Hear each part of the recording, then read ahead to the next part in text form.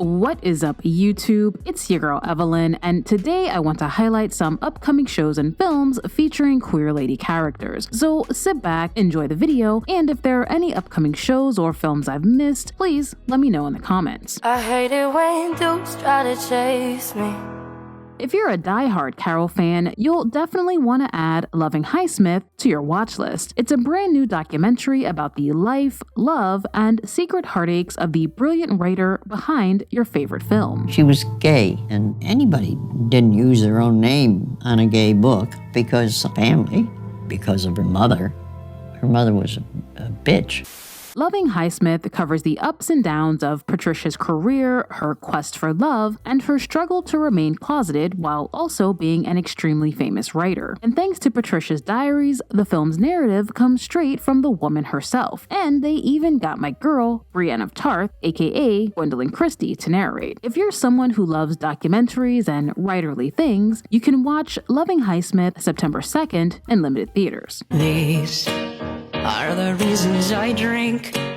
Dos Estaciones is a documentary-like drama about Maria Garcia, the stoic and strong-willed owner of a failing tequila factory, and her desperate fight to keep the doors open. The main plot of the film is, of course, saving the tequila factory, but we also get to witness a sweet and understated romance between Maria and Rafaela, a younger woman who's an expert in the tequila industry. Actually, the trailer for Dos Estaciones reminds me of Nomadland because it focuses on the beauty and desolation of both a land and its people. If you're a fan of docudramas and gorgeous cinematography, you might want to check out Dos Estaciones. It premieres September 9th in limited theaters. I love the first cast when the water's glass and the line starts to run. If Fox's newest musical soap opera of Monarch sounds familiar, it's because I already covered it in my January upcoming releases video, but the show was pushed back due to COVID. Now, I admit, I might have been a little hard on Monarch in that video. It's bad.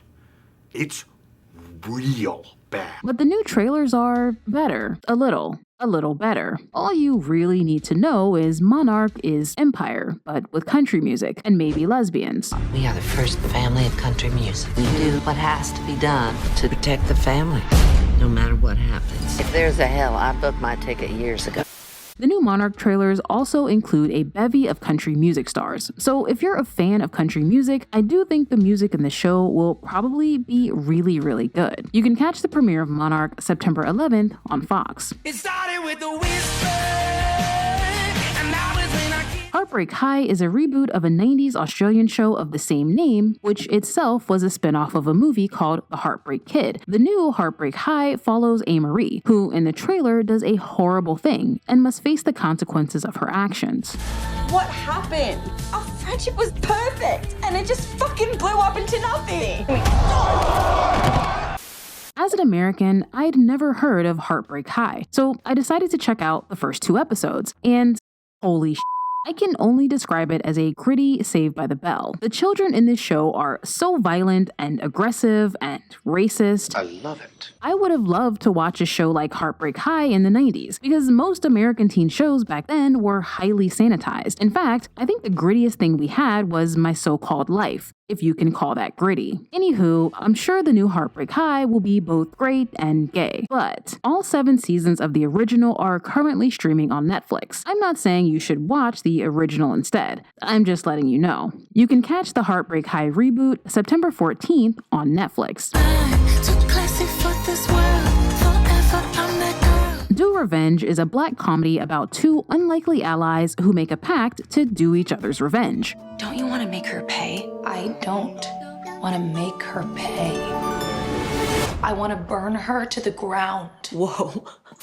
The once popular Drea wants vengeance against her ex-boyfriend for allegedly leaking their sex tape, while the awkward and super gay Eleanor wants to take down an old bully who claimed Eleanor once sexually assaulted her. The trailer gives modern-day Mean Girl vibes, which I love. But unlike Mean Girls, the jokes in Do Revenge aren't funny. Now, I'm hoping they just save the best jokes for the actual movie, but the trailer seems very much style over substance. Also, I have to shout out my girl, Sansa Stark, aka Sophie Turner. And if you're wondering why I keep shouting out Game of Thrones cast members, it's because I watched the first 2 episodes of House of the Dragon. Back up all my bullshit. And make sure to check out the pinned comment for even more returning shows featuring queer lady characters, like The Handmaid's Tale and home economics. Maybe yes, maybe no, maybe got my other half. Want me to fix you, but I can't fix myself. Set in the 80s, My Best Friend's Exorcism is a super relatable movie about a girl whose best friend gets possessed by the devil.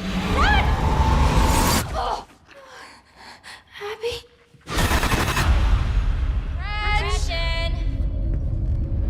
Jesus, where were you? Where were you? In addition to being a Stranger Things cash grab, My Best Friend's Exorcism is also based on a novel of the same name. In the book, the girls' friendship is strictly platonic, but some readers were left with the impression that the besties were actually in love, a few even going so far as to accuse the book's author of queerbaiting. To those of you who've read the book, please be sure to weigh in the comments. I suppose it's possible the movie could be gayer than the book, but I guess we'll just have to wait and see September 30th on Amazon Prime. You should see me in a crowd. Based on a 7-book series, Vampire Academy has a very, very complex plot, but I think it boils down to warrior girl must protect vampire girl in a vampire world. We all know the dangers that lurk outside our gates. I want to do my sworn duty. Protect my best friend.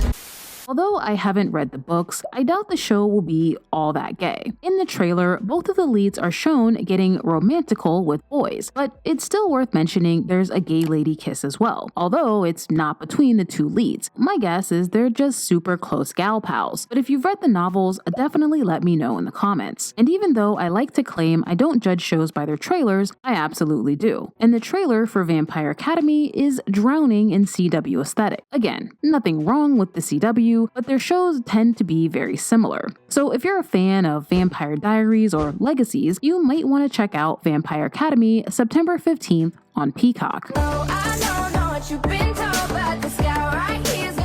Based on a children's book series, Ivy and Bean is either 3 separate movies or 1 television show about Ivy and Bean, 2 best friends who were never meant to like each other. Why don't you ask the new girl? She seems nice. Nice is boring.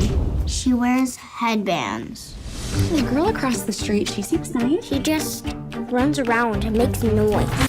Now, I've never heard of Ivy and Bean until today, but it seems a lot of queer women who were born after 1998 were really into the book series because of the queer subtext. But even still, I'd be surprised if there was anything overtly gay in Netflix's Ivy and Bean. Well, other than Jane Lynch and Jessie Ferguson. So if you're looking for something adorably cute and shenanigan-filled, you can catch the Ivy and Bean show and or movies September 2nd on Netflix. Hear the wind calling me to leave this place. The Sandman is a Netflix show based on a comic book by Neil Gaiman, and it is quite possibly the gayest thing on Netflix right now. I mean, almost everyone in this show is some kind of queer, and I'll be honest, it's kind of refreshing to be in the majority for once. Now, granted, I'm only halfway through the first season of The Sandman, but so far, it's just fine. It's no House of the Dragon, mind you, but speaking of Game of Thrones, Brienne of Tarth is also in this too. Shut up. If you're a fan of magical adventure type shows that are unevenly gritty and devoid of all humor, you'll probably like The Sandman. It's fine, it's watchable. I also want to shout out Dead End Paranormal Park, a super duper queer animated series about some kids getting into some supernatural hijinks. Full disclosure, this show was not for me, but I think most kids will probably like it. In fact, it's rated TV Y7, so if you have little ones, maybe put this on a playlist with Ivy and Bean. I also want to let you guys know I will be reviewing Bodies, Bodies, Bodies over on my Patreon later this week. So if you're on the fence about watching it, you might want to check that out. That is it for the list. I want to give a quick shout out to my newest patron, Pam. I also have to give a shout out to my Big Spender patrons, Angel, Citizen Ruth, Melissa, Mary, Dee, Angie, Brianna, and JC. As always, thank you so much for watching, and I'll see you in the next one.